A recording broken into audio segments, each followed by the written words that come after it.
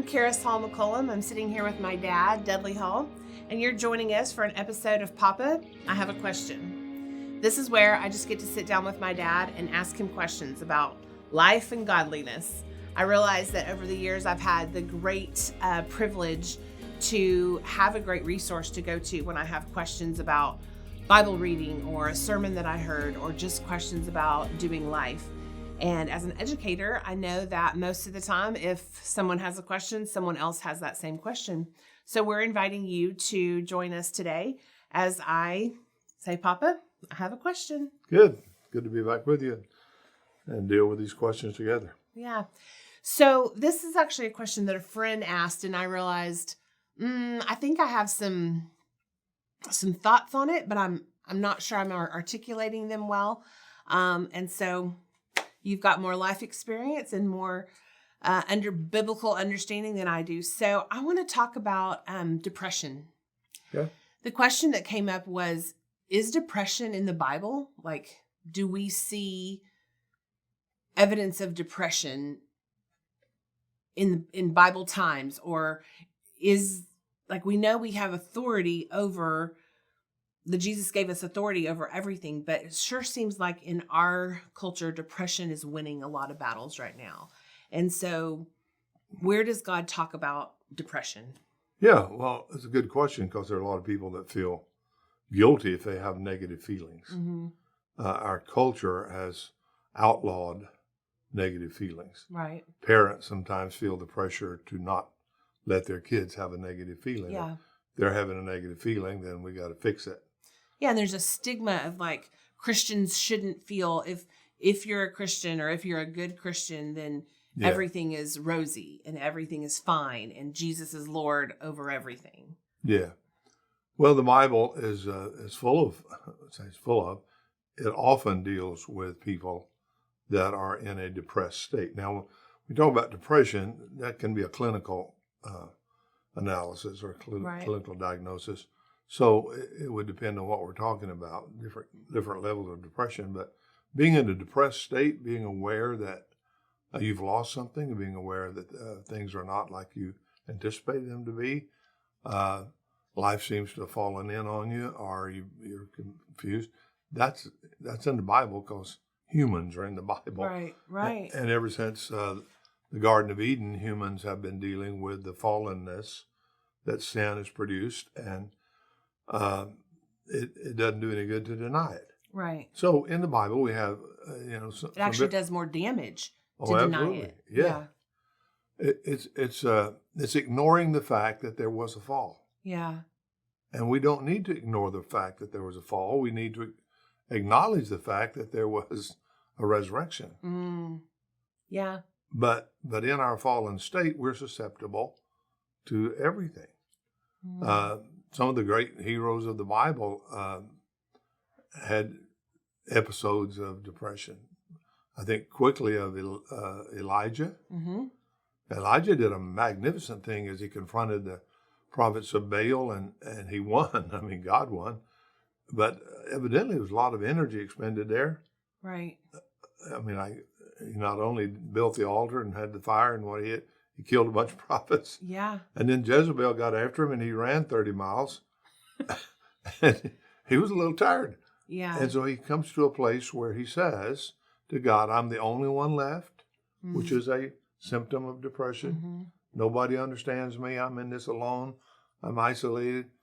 I'm the only one left, and it'd just be better if I died. Mm-hmm. Which is another statement of depression. Of Yeah, I'm in everybody's way. I'd be better if I got out of here and whatever.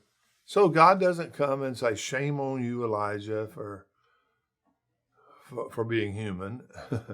He comes and he says, I'll send some ravens to feed you, and I want you to take a nap. And here, lay down by this pool and drink water and refresh yourself. Mm-hmm. So there's some very practical things that where the solution is telling us what the problem is. He's depleted. Mm-hmm. You can be depressed out of depletion.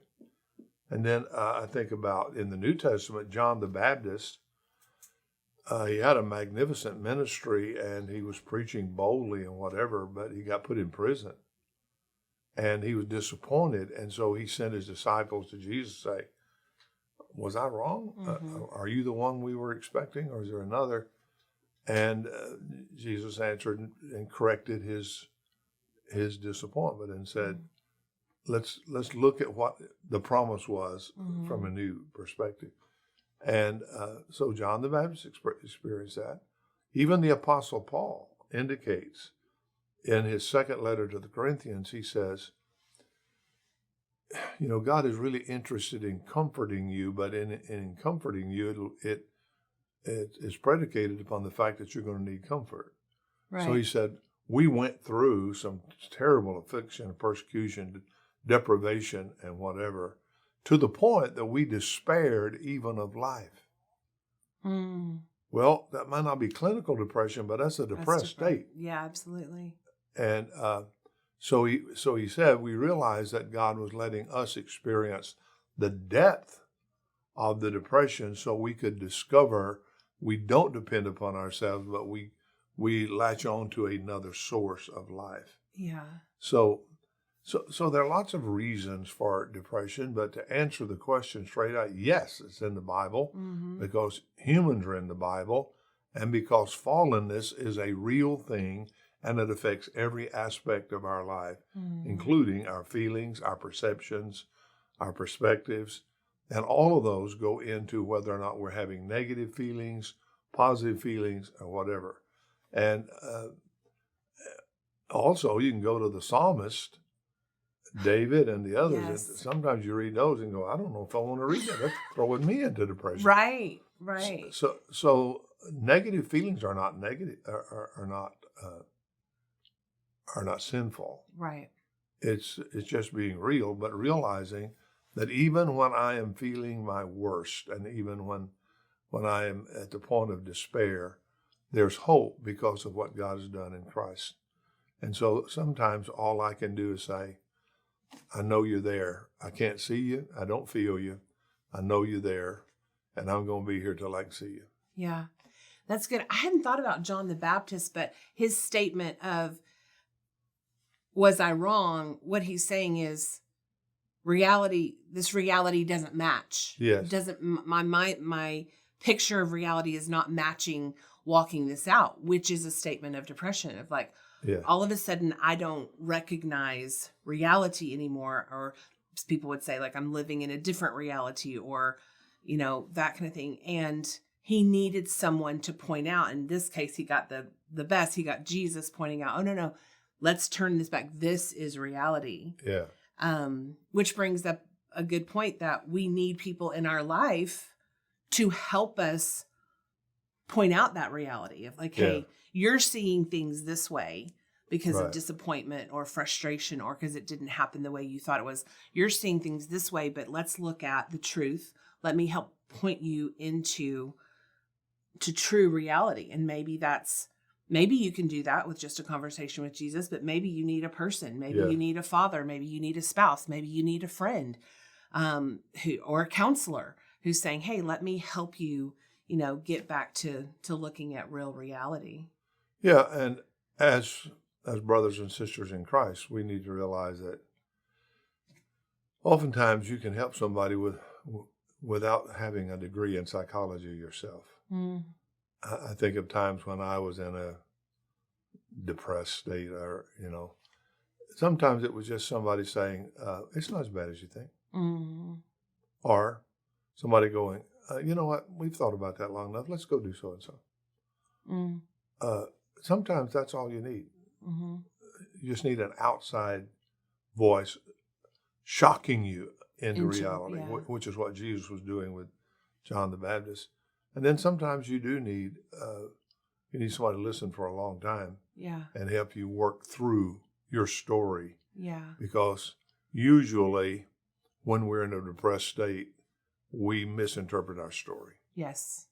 And oftentimes there's layers of like, I viewed it incorrectly because I viewed it incorrectly because I viewed it incorrectly because I viewed it incorrectly. So we have to unpack that.